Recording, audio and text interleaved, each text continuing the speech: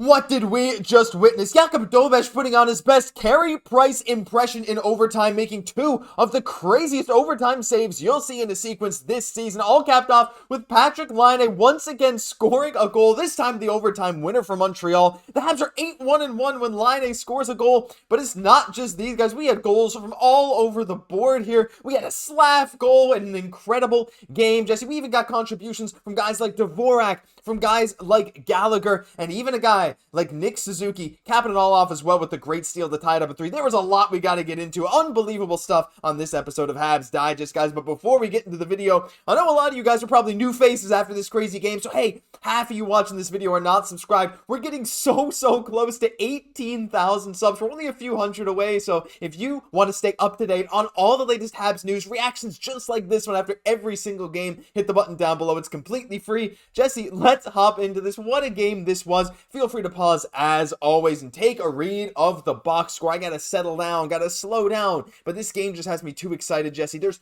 so many places we could go to start this one. I don't even know where to start. Maybe we just straight up start with Jakub Dobes. What do you think? Absolutely, let's do it. Let's do it. So Jakub Dobes, first of all, he didn't have his greatest regulation, but these overtime saves, Jesse, I mean, I was getting shades of Carey Price. What do you think about his clutch ability in these games? That's the thing that's standing out the most to me, I think. Absolutely. That was some tremendous poison. That was really the game right there. You had to feel like once he was able to make those two saves, that just, Montreal would get their chance. And there has been some comparisons right now being drawn from Dobes to Carey Price. Obviously still early days, but the pads, Josh, the pads are similar. There's a lot of people are drawing some correlations, very similar design there. We're just saying, showing that extreme poise there. Again, being there at key points in this game when they really needed him.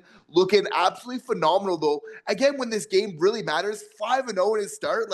He's starting to show that Dobie here, he's for real. Oh, he absolutely is. And look, I mean, I know we're coming off a game where Monty let in a few wins. Dobes let in a couple, look, the score wasn't his fault today. A few of them were really not his fault. There was a couple that beat him, maybe that he could have had. But at the end of the day, Jesse, it's those clutch saves that really matter. And that's when he showed up the most in this overtime. And that's what I love about him. I want to hear all the love and praise for Jakub Dobes down below. Our boy Dobie, our boy the Wolf himself. He is stone cold in net. It's unbelievable. But let's transition, Jesse. We got too much to get into in this video. I want to talk a bit about Laine, because right now Laine, that overtime winner, was phenomenal. The Habs are now 8-1-1 when he scores a goal. Jesse, he has 12 goals in 18 games for Montreal this year. He has 12 goals, 15 points in 18 games. Last year, he played 18 games for Columbus. He only had 6 goals, 9 points in 18 games. He's on a 54.7 goal pace right now if you were to extrapolate it over an 82-game season. What can be said that hasn't already been said about Laine? He finally is getting some 5v5 goals and now gets a 3-on-3 one to cap it all off.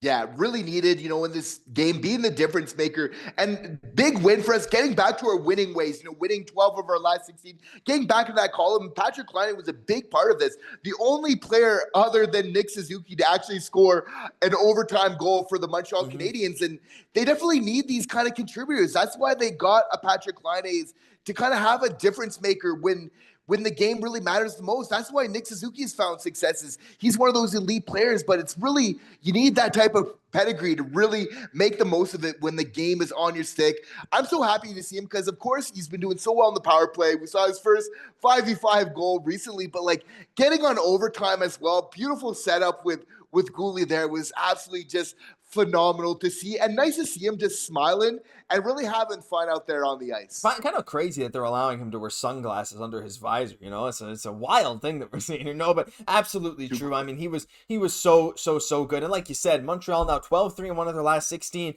The best thing, like you mentioned, is getting back to those winning ways so fast after a brutal 7-3 loss. There were moments in this game where I was frustrated because some of those Rangers goals, Jesse, Montreal's defense, like Xhekaj's brutal turnover, and then the Kreider goal where no one touched him in front of the net. The other one there where Kreider cross-checked Matheson, that shouldn't have counted. But regardless, there was a couple of defensive lapses, and we're like, uh-oh, what's going to happen? Well, what is going to happen is the Montreal Canadiens, Jesse, proving once again that they are hardened. They know, they're learning how to win. They don't take their foot off the gas anymore. Something bad happens to them, they come right back out with force, and no one exhibited that better in my mind tonight than Juraj Slafkovsky. This guy tonight, where's the graph? We'll get to Hudson in a second. Well, look, Jack, there's a bunch of stuff. Juraj Slafkovsky Slafkovsky. Here's the game scorecard. He was right up there. Of course, Dvorak, Gallagher, and even Carrier up there as well. Unreal. But Slafkovsky, Jesse, this goal here, not just this goal, but his physicality throughout the rest of this game. This dude came out after Montreal went down, and he went out angry. He was pushing people into the boards. He was winning puck battles. He looked legitimately terrifying, like Slafzilla should. I was thoroughly impressed with his game tonight. Yeah, definitely. And I think just this entire team was just able to really bounce back after that bad bounce rather to kind of start this game, So I really like that, even though this, they took ownership over this game. They were the better team, getting 38 plus shots tonight, on net. Like they were showing tonight was all about really just kind of earning it. And we know that Jonathan Quick, like he really kept them in this game. Like he was phenomenal. Like the Montreal Canadiens were the better team. It was just because of him that it went to overtime. But you could tell once it got there, they weren't going to be satisfied with 1 point. They wanted that 2 point. You could just really feel the resolve in this team here tonight. And I think they got back to their strategies of what they know really works for them. And getting those pucks in deep, getting on the forecheck. We saw 2 goals, tonight being scored as a result of getting those pucks in deep. So, really nice to see the Montreal Canadiens, really sticking to the game plan and coming out with that real team effort. Oh, it was awesome. The team effort for sure. I mean, we're going to roll a couple clips here again. Of course, Slaf's goal was unbelievable. He might have been the best player on the ice for a lot of stretches in this game, but even there, Dvorak getting a goal could have easily been Newhook's. I thought Newhook had a great game today. Gallagher grinding down into the front, and Suzuki there on that forecheck. The horrible pass by Borgen. By the way, that's who they got in the Kako trade, if you guys didn't know. Suzuki coming in, getting that steal, that absolute snipe. But we also got to talk about our boy, Jesse, on that Slaf goal, the guy who made that all happen, and that's our boy Laine Hutson, the Laine train. Oh my gosh, I mean, did he ever look good tonight? Going head-to-head against one of his best NHL comparisons in Adam Fox. Laine Hutson gets another point as he is now, he got one more assist. He's now on an 8-game assist streak. Jesse, that's tied for the second longest assist streak of any rookie defenseman ever, tied with Barry Beck. Coincidence that Owen Beck made his debut the same night as this? Well, yes, but tied with Barry Beck as just in 8 games behind only Shane Gosse at 9 games. Also an 8-game point streak for Hutson with 11, I think it's 12 points now in his last 8 games. This guy just continues to produce, and it's unbelievable because he creates so many chances. This Slafkovsky goal, you don't see it. Well, you do see Hutson pass to Caufield in this play here. Unreal stuff. This guy is just, we had to talk about it. It's unbelievable. We do. Give Laine Hutson the Calder. It's a wrap. What he's doing right now, the way that he's just able to continue, like this would be absolutely unreal. Like not only do I think he deserves it, like I think that he's going to get it. If he keeps playing the way that he is right now. And again, we see that hustle, that drive to really be that difference maker. Like he is skating, he's getting on his horse. Like, like he really has the sense of urgency in the game. He knows when it's really time. This is the opportunity to really make something happen here. And obviously that Slaf goal was just huge. Like he is the catalyst. He's the one starting it off. Big kudos to Caufield on really creating great opportunity for a rebound. You have to feel like when he's doing that shot, he's full well knowing that Slaf is going to the net hard. Love to see Slaf playing well. He's found his recipe of what really works. Skating low, laying the body as well. So I really love, what we're seeing from him right now, which is also huge development from this team, along with Dach, who's also continued that good play, and Newhook as well. There's just so much love to kind of throw around right now, Josh. Unbelievable. I got a couple more to throw at you before we get to the Mitchell Stevens player of the game. I know you guys want to get to that segment. A few guys more. First of all, Xhekaj. I don't want to show the clips of the fight because sometimes YouTube doesn't like when I show fights. Holy crap, did he ever pummel Matt Rempe. Any quick thoughts on this tilt, Jesse? Because not only did Rempe get the instigator for starting to punch Xhekaj before his gloves were even dropped, but Xhekaj came back and this was a long fight too, and he just pummeled the crap out of him. It was unbelievable.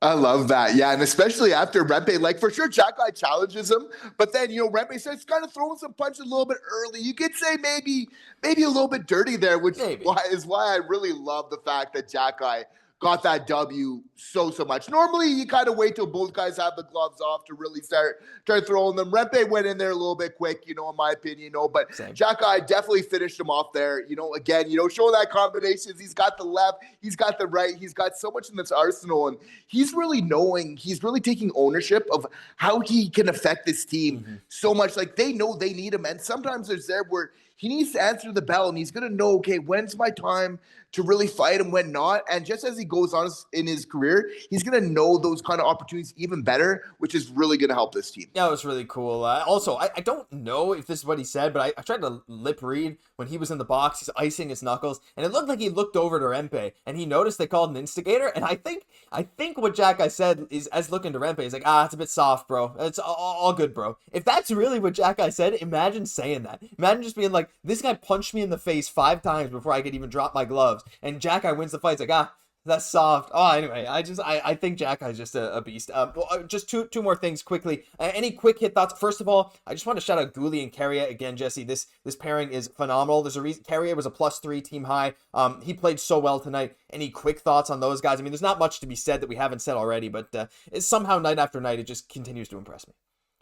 Absolutely. And Guhle, again, playing so well in that overtime when we really need him. We're seeing a little bit more of that offense kind of coming out in this game right now. Obviously being helped so much by Carrier, looking really so poised out there on the ice. And just that veteran kind of calmness is just kind of really transferring to the rest of this team right now. So absolutely phenomenal to see what they're really working on together back there. And Owen Beck, second NHL game, his debut this season.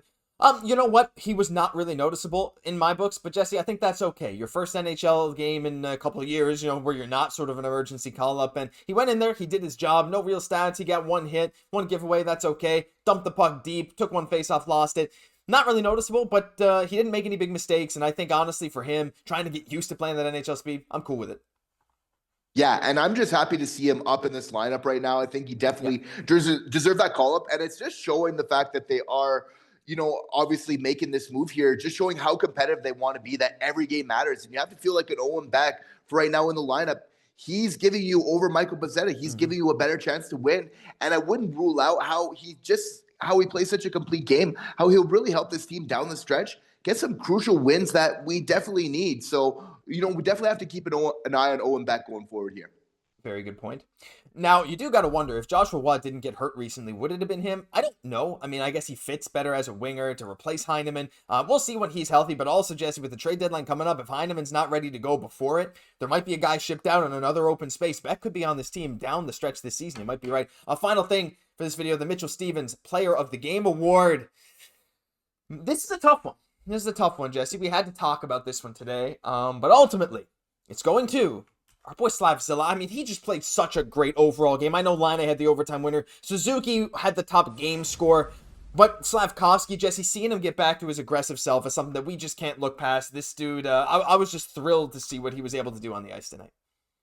Yeah, absolutely. Just battling, and again, going to those high percentage areas, shout out to Gallagher, who had an amazing game as well, battling in front of the net, getting a beautiful tip there as well. But Slav right now is just really kind of activating his game in so many ways. Like, he's been able to kind of be the facilitator, be the playmaker a little bit, but so nice for him to kind of get those finishing touches in late. So he's really stepped up his game of late, and he's kind of really building upon that right now, which we know is just huge in the second part of the season now for the Habs. Jesse, I am so excited for this next part of the season. We get a lot of games coming up very soon. Another hard stretch, but to lose a game so badly like they did to Toronto and just get right back to winning again, making Rangers fans sad. Jonathan Quick, again, Jesse, I know you said it, but holy crap. That dude's ageless at this point. We thought he was done a few years ago. This guy is crazy. Anyway, it was a fun game, a ton of fun. We're looking forward to the next game. Let us know what you guys think down below. We'd love to hear from you. That'll do it for this episode of Habs Digest. If you enjoyed, as always, leave a like, comment, subscribe to the channel. You guys have been doing it crazy as of late, and we could not be more appreciative. I'm Josh Gosse, my co-host, Jesse Poirier. We'll catch you in the next one.